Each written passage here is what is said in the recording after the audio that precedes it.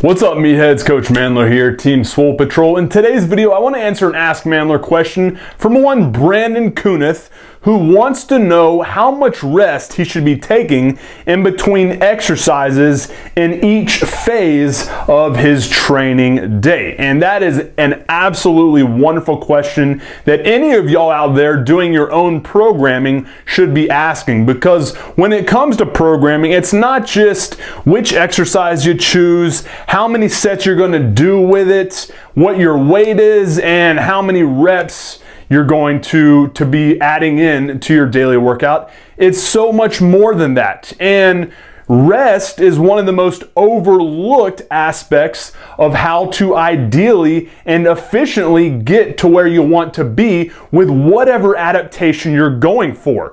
And the rest periods are going to be 100% indicative to the specific adaptation you're going for with each type of exercise that you're doing. What I mean by that is that you're not going to have the same rest periods in between sets for each phase of your training day. Take, for instance, the overall demands on your body when you're introducing more speed, explosiveness, and max effort work that requires a lot of force production.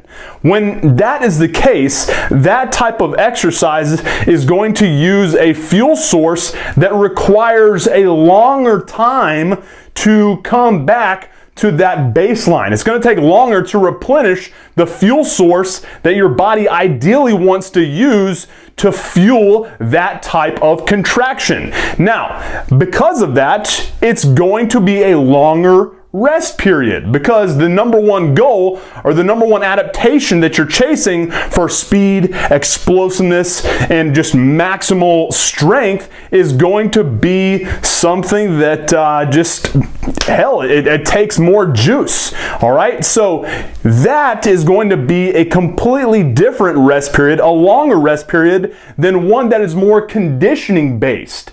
If you're just going for more work capacity, if you're trying to chase more of that anaerobic or aerobic endurance, then obviously time in between sets wants to be a lot lower so that you can have more of that conditioning effect. So as you see, you have to ask yourself what that number one adaptation is that you're chasing, and ask yourself then what fuel source needs to be utilized in order to initiate the ideal fueling of that movement. Once you figure that out, you'll know that the more powerful, explosive movements require more time in between, because it takes longer for that fuel source to ideally fuel that type of movement than does a more endurance base. So to kind of put this all in motion, what I want to do for you is take you through the exact lower body day that I did yesterday. It's a deadlift day,